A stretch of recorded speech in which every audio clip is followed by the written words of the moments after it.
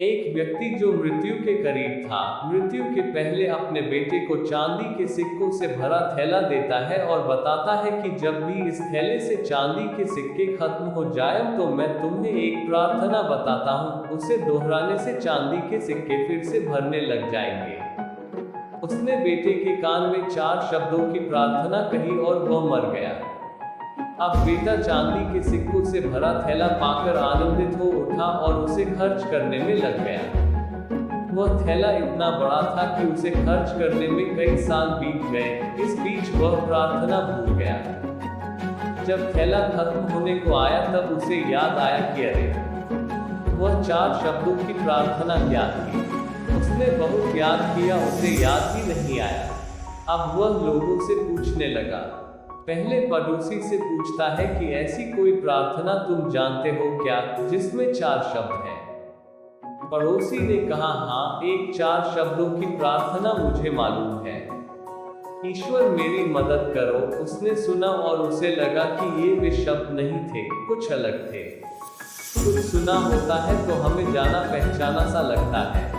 फिर भी उसने वह शब्द बहुत बार दोहराए, लेकिन चांदी के सिक्के नहीं पड़े तो वह बहुत दुखी हुआ। फिर एक फादर से मिला। उसने बताया कि ईश्वर तुम महान हो, ये 4 शब्दों की प्रार्थना हो सकती है, मगर इसके दोहराने से भी थैला नहीं भरा। वह एक नेता से मिला। उसने कहा, ईश्वर को वोट दो, ये प्रार्थना भी कारगर साबित नहीं हुई। वह बहुत उदास हुआ। उसने सभी से मिलकर देखा मगर उसे वह प्रार्थना नहीं मिली जो पिताजी ने बताई थी। वह उदास होकर घर में बैठा हुआ था। तब एक भिखारी उसके दरवाजे पर आया।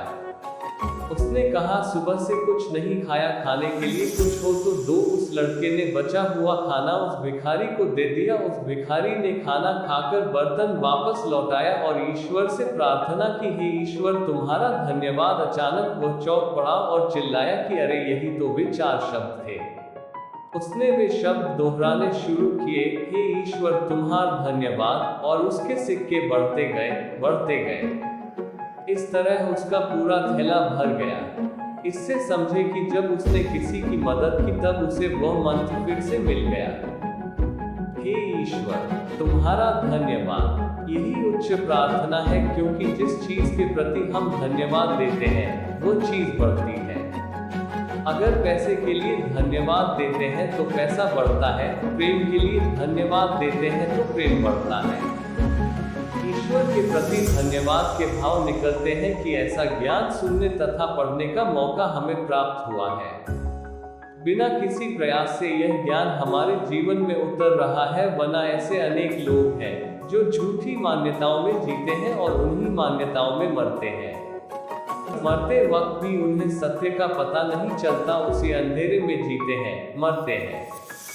इस कहानी से समझे कि हे ईश्वर तुम्हारा धन्यवाद। तारांकन ये 4 शब्द नहीं, प्रार्थना की शक्ति है। अगर यह 4 शब्द दोहराना किसी के लिए कठिन है तो इसे 3 शब्दों में कह सकते हैं, ईश्वर तुम्हारा धन्यवाद। तारांकन ये 3 शब्द भी ज्यादा लग रहे हो तो सिर्फ एक ही शब्द कह सकते हैं, धन्यवाद तारांकन। आइए हम सब मिलकर एक साथ धन्यवाद दें उस ईश्वर को जिसने हमें मनुष्य जन्म दिया और उसमें दी 2 बातें, पहली सांस का चलना, दूसरी सत्य की प्यास। यही प्यास हमें खोजी से भक्त बनाएगी। भक्ति और प्रार्थना से होगा आनंद, परम आनंद, तेज आनंद। आशा करते हैं कि आपको ये कहानी पसंद आई होगी। पसंद आई तो हमारे चैनल को लाइक, सब्सक्राइब तथा बेल आइकॉन को दबा दें ताकि आप तक ऐसे ही कहानियां पहुंचती रहे।